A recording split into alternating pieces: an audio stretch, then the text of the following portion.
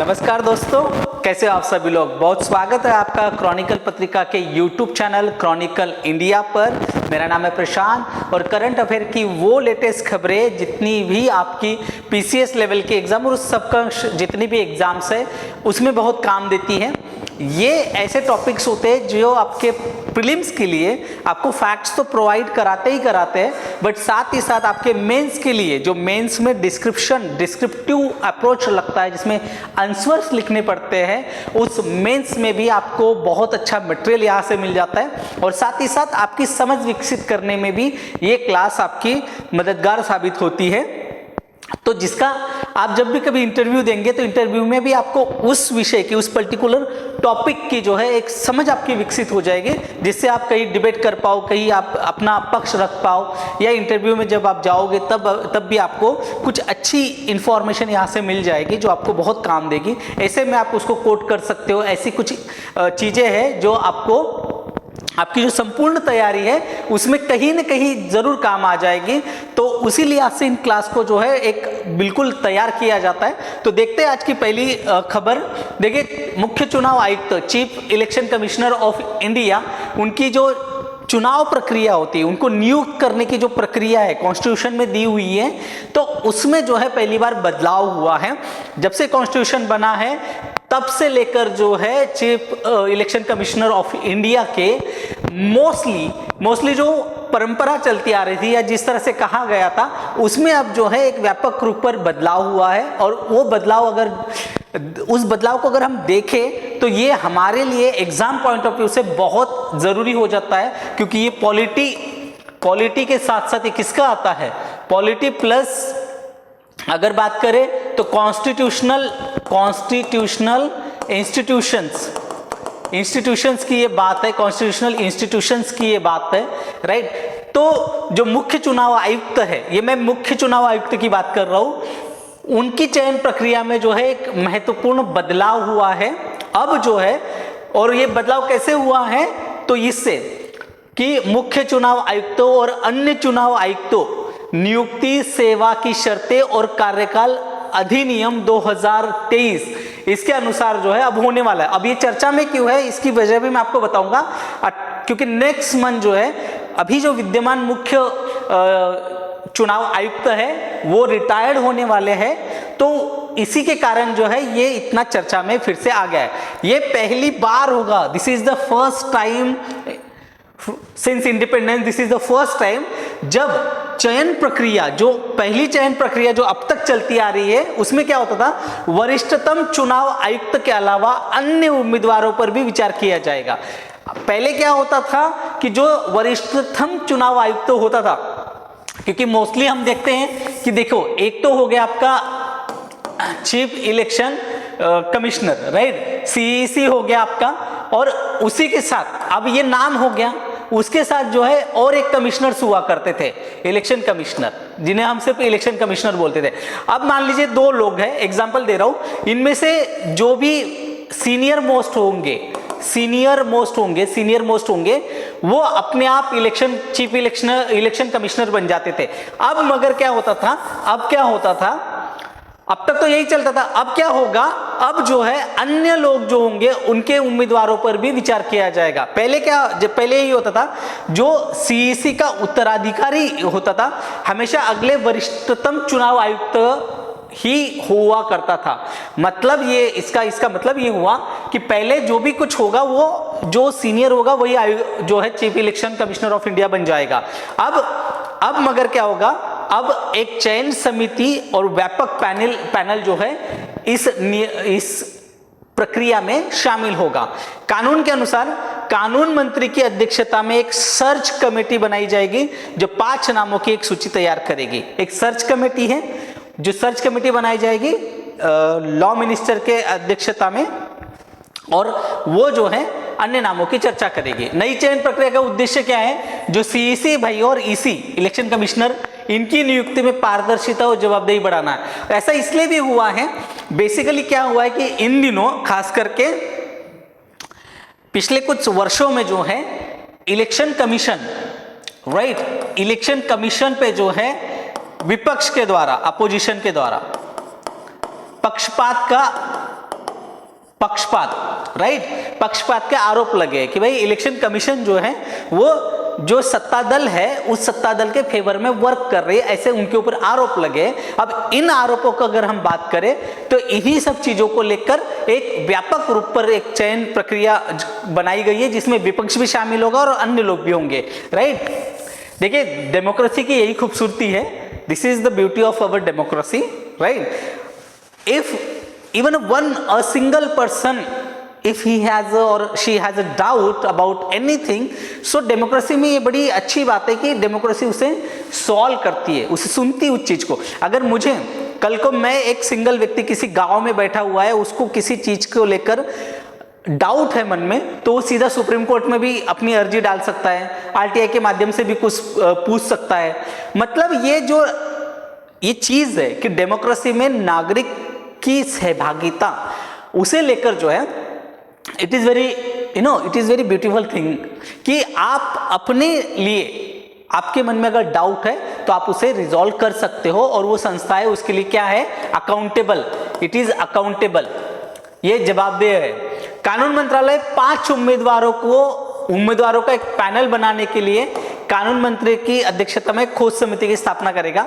यह पैनल चयन समिति के समकक्ष प्रस्तुत किया जाएगा और इसमें कौन कौन होंगे, अब देखिए मेंबर कौन कौन होंगे, प्रधानमंत्री, राइट, प्राइम मिनिस्टर, एक कैबिनेट मंत्री, लोकसभा में विपक्ष के नेता।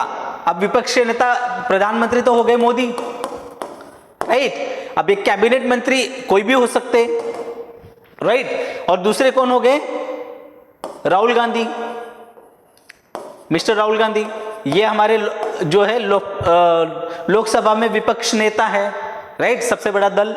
तो ये जो है, ये जो चयन समिति रहेगी इसमें ये भी रहेंगे, मोदी जी भी रहेंगे, मतलब प्राइम मिनिस्टर भी रहेंगे और एक कैबिनेट मंत्री भी उसमें शामिल रहेंगे। सर्च कमेटी क्या है, search committee, right, search committee की बात करो तो वो सीईसी और ईसी पदों के लिए उम्मीदवारों का पैनल तैयार करेगी, वो जिम्मेदार रहेगी एक पैनल तैयार करने के लिए, जो 5 लोगों का पैनल है वो पैनल तैयार करने के लिए सर्च कमेटी जिम्मेदार रहेगी।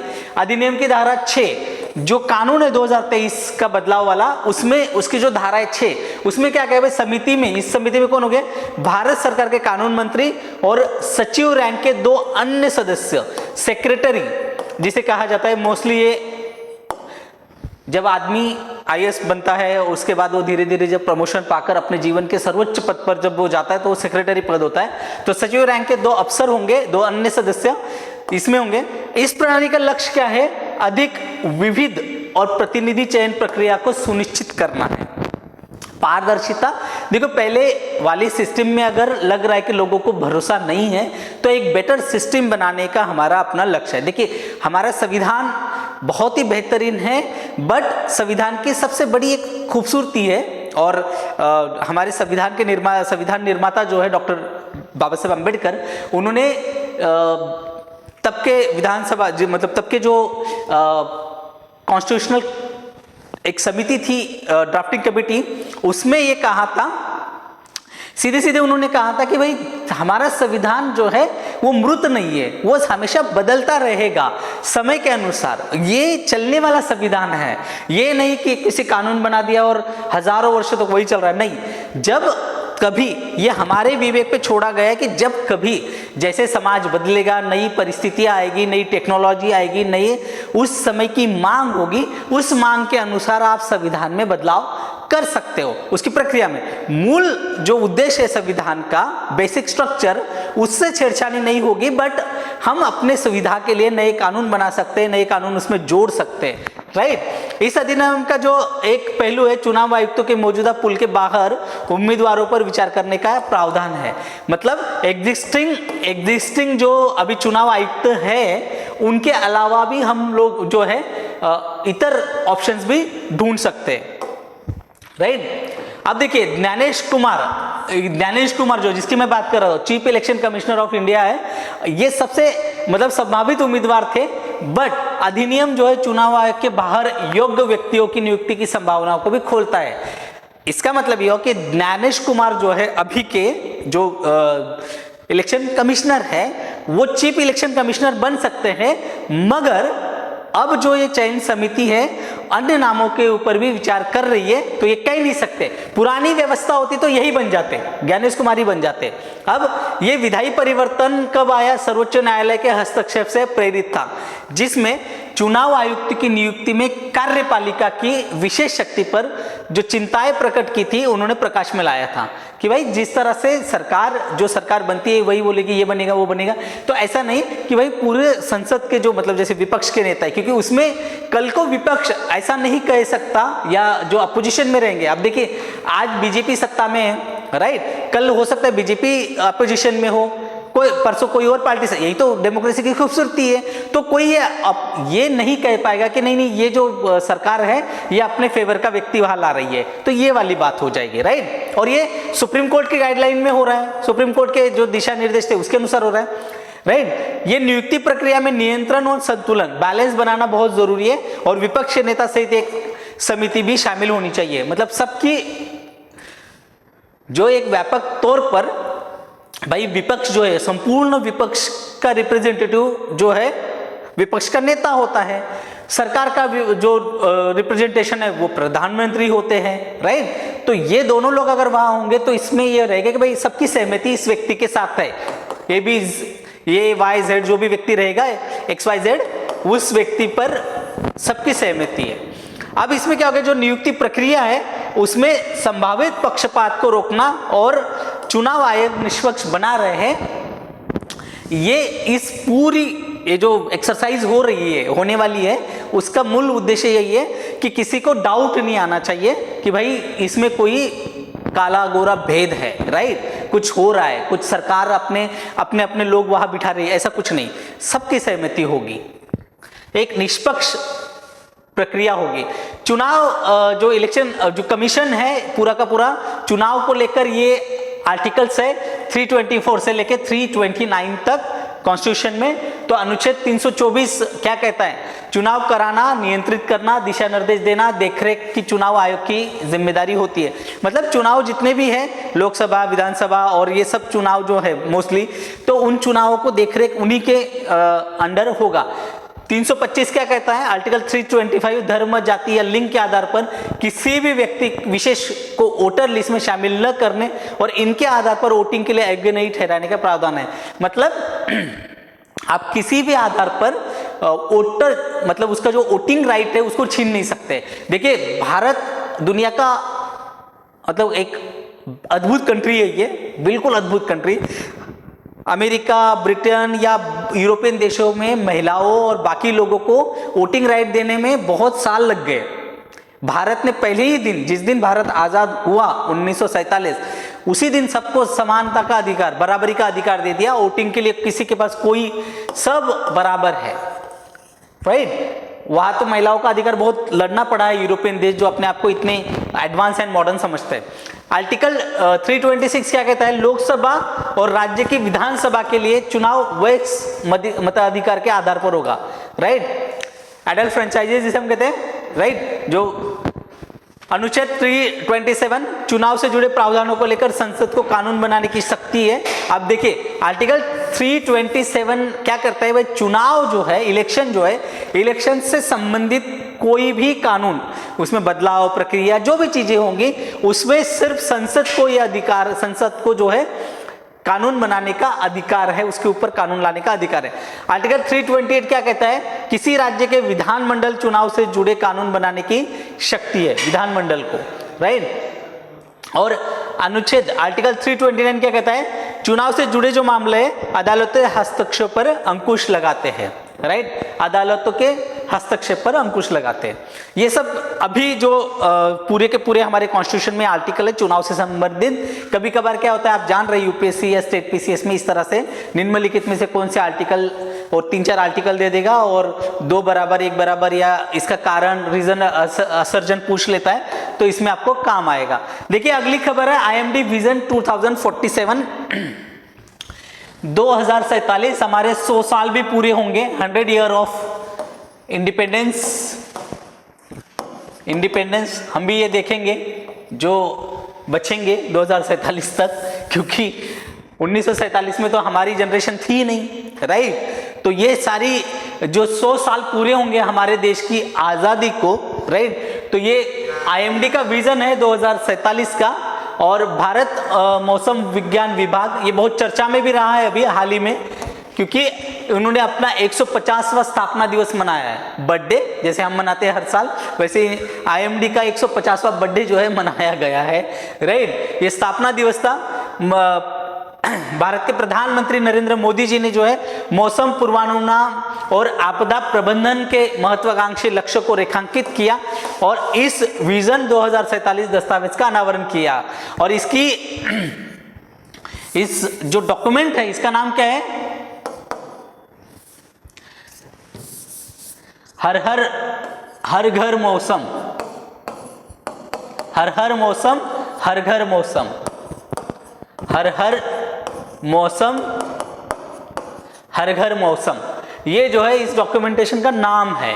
याद रखिएगा, कहीं पूछ लेता है तो आपको पता होना चाहिए।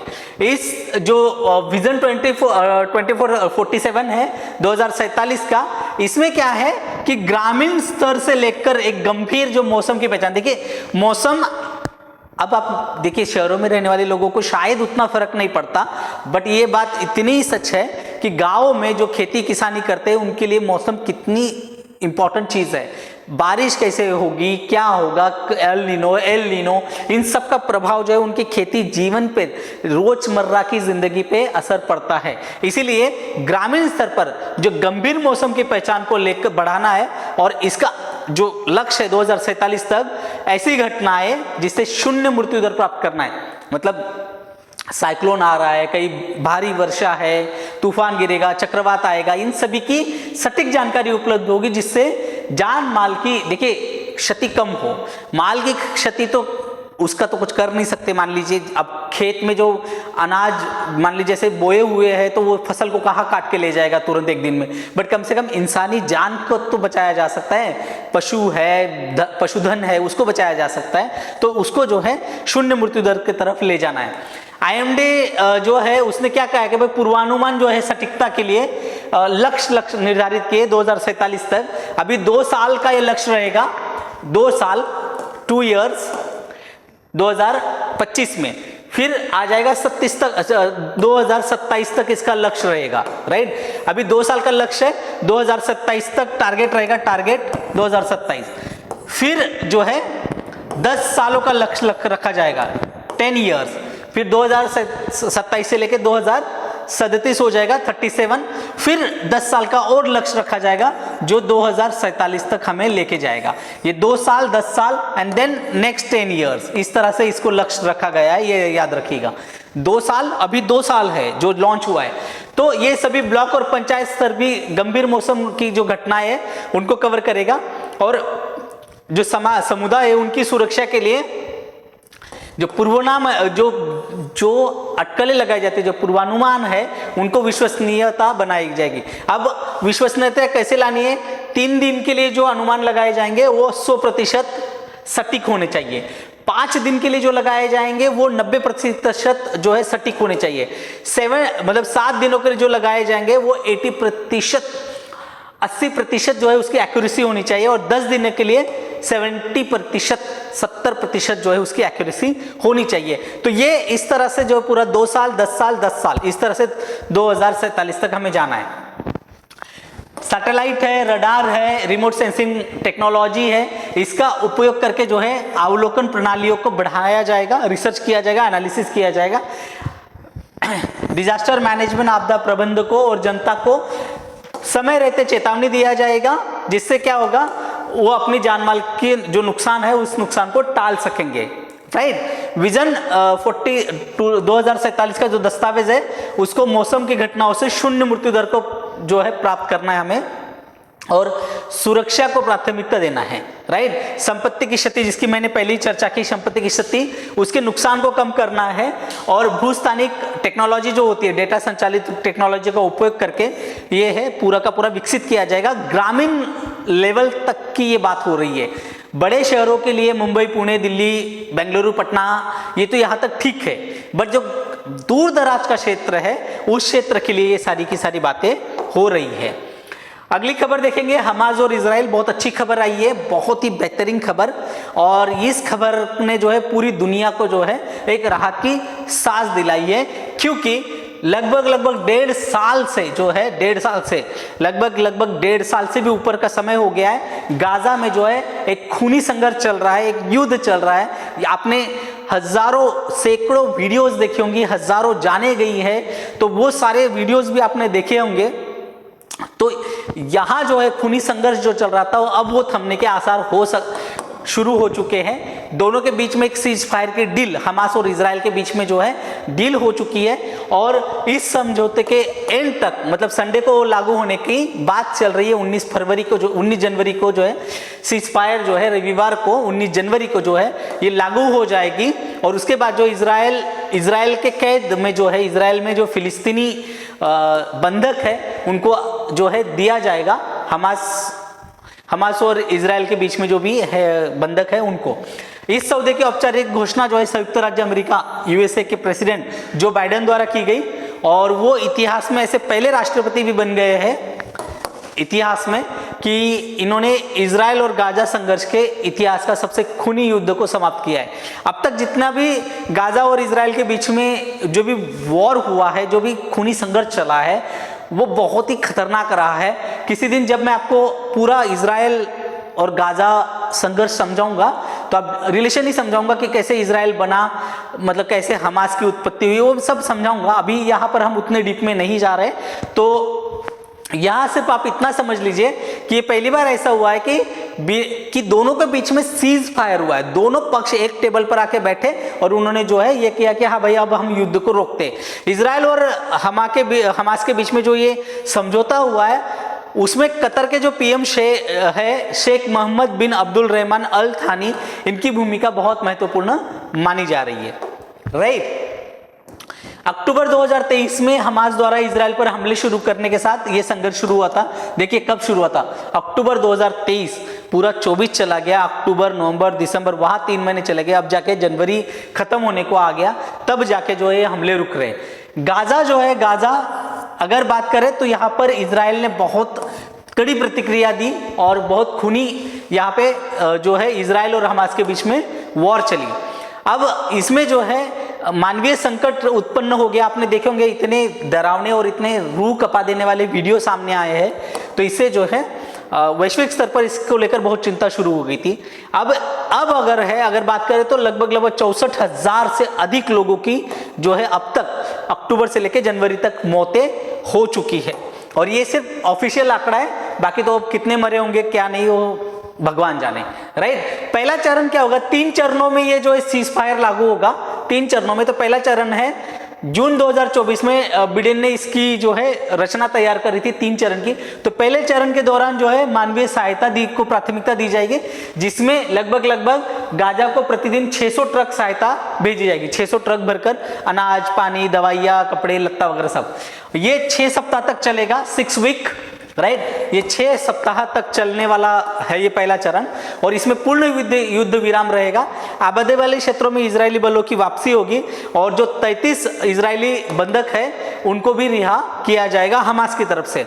और ये जो बंधक है, एकदम शुरुआत के जो हमले हुए थे उस समय इजरायली 33 लोगों को जो है बंधक बनाया गया था। इसके बाद ऐसे सैकड़ों फिलिस्तीनी कैदी है जो बहुत सालों से इजराइल की जेलों में बंद है, उनको भी जो है इजराइल ने छोड़ने के लिए हामी भर दी है। दूसरा चरण शुरू होगा। दूसरा चरण का जो मुख्य मकसद है या जो गोल है वो है युद्ध का स्थायी अंत। होप्सो ये निकल आ जाए तो इतनी जो बर्बरता चल रही है वो कम हो जाएगी। युद्ध का स्थायी अंत है, और इस चरण में क्या करेंगे, जो जीवित बच गए हैं उन बाकी बंधकों को भी अदला बदली किया जाएगा, फिलिस्तीनी को, जो फिलिस्तीन के कैदी हैं, और इजराइल हमास के पास जो इजराइल के लोग होंगे उनको भी। ऐसा माना जा रहा है कि इजराइल ने कुल 1000 फिलिस्तीनी कैदियों को रिहा करने पर सहमति जताई है, ऐसा माना जा रहा है, और ऐसे मीडिया की रिपोर्ट्स है। उसमें से 190 या 15 वर्ष से मतलब 190 कैदी ऐसे हैं जिनको 15 वर्ष से अधिक सजा हो चुकी है ऑलरेडी, उनको रिहा किया जाएगा। हत्या के जो दोषी है उन लोगों को मगर छोड़ा नहीं जाएगा, जो मर्डर केस में अंदर है उनको नहीं छोड़ा जाएगा। इसके अलावा गाजा से जो इजरायली सैनिकों की पूरी वापसी है वो दूसरे चरण में हो जाएगी। तीसरा चरण आ रहा है, तीसरा चरण, इसमें जो है अंतर्राष्ट्रीय निगरानी में 3 से 5 साल गाजा में पुनर्निर्माण किया जाएगा। देखिए तीसरा चरण है। अब पहली चरण ये वार्ता है, इस पे सब कुछ डिपेंड कब होगा, जब दोनों पक्ष शांति से वार्ता करेंगे और शांति से इन समझौतों को लागू करेंगे। तीसरे चरण में हमास के कब्जे में जो मारे गए बंधकों के शव है उनको भी इजराइल को सौंपा जाएगा। जितने भी लोग अभी तक इजराइल के मारे गए, जिनके शव अभी तक हमास के पास पड़े हुए हैं या रखे हुए हैं, उन सभी को जो है वापस किया जाएगा और उनको जो है सम्मान के साथ दफनाया जाएगा या जो भी विधि होगी वो कराई जाएगी। हमास जो है एक फिलिस्तीनी उग्रवादी इस्लामी संगठन है और ये राजनीतिक दलों में से एक है, 2 प्रमुख राजनीतिक दलों में से। ये गाजा पट्टी में जैसे 2 मिलियन से अधिक फिलिस्तीनियों पर शासन करता है। गाजा पर ही इसका राज है और इसकी स्थापना 1980 में हुई थी। अंत तक वेस्ट बैंक और गाजा पट्टी, वेस्ट बैंक पर जब इजराइल का कब्जा हुआ था तब ये विद्रोह की शुरुआत हुई थी। हमास को इजराइल, यूएसए, यूरोपीय संघ, यूनाइटेड किंगडम और अन्य देशों के द्वारा जो है एक आतंकवादी समूह के तौर पर इसको जाना जाता है। हमास के बारे में अभी मैं आपको यहाँ पे सिर्फ फैक्चुअल इंफॉर्मेशन दे रहा हूँ। डिटेल में हम जब किसी दिन और पढ़ेंगे तो मैं आपको हमास, इजराइल और पूरे संघर्ष के बारे में, ब्रिटिशर्स की क्या भूमिका है और जेरूसलम का क्या है, वो सब कुछ जो है आपको जो है अच्छे से बताएंगे। इजराइल फिलिस्तीनी संघर्ष बहुत दिनों से चल रहा है। जैसे 20वीं सदी में शुरू हुआ था। ब्रिटेन, ये भी ब्रिटेन की देन है, जैसे भारत पाकिस्तान ब्रिटेन की देन है, ऐसे कई सारे युद्ध जो कॉन्फ्लिक्ट्स है वो ब्रिटेन के ही देन है। अब इजराइल वेस्ट बैंक और गाजा पट्टी पर कब्जा कर लिया है। अब फिलिस्तीनी जो कहता है कि ये मेरा इलाका है, राइट। समय के साथ दोनों देशों जैसे अब्राहम समझौता, ओस्लो अकॉर्ड जो है इसके माध्यम सामान्य तो संबंध हुए हैं, लेकिन अभी भी गतिरोध जारी है और इसके ऊपर एक स्थायी समाधान निकालने का पूरा विश्व कोशिश कर रहा है, राइट। तो देखिए ये कई सारी चीजें जो मैं आपको बताना चाह रहा था, मगर ये बहुत बड़ा टॉपिक है, ये 1 घंटा 2 घंटे में नहीं सिमटेगा। तो हम जो है इजराइल और हमास पैलेस्टाइन रिलेशन जो है आपको बहुत अच्छे से समझाएंगे। यासर अराफत का दौर, राइट, बेंजामिन नेतन्याहू के दौर तक मैं पूरा का पूरा आपको अच्छे से हम किसी और दिन समझाएंगे, ठीक है। तो अभी के लिए इतना ही। आप लोग जो है क्रॉनिकल इंडिया यूट्यूब चैनल को सब्सक्राइब करिए और अपने दोस्तों के साथ शेयर करिए। Thank you.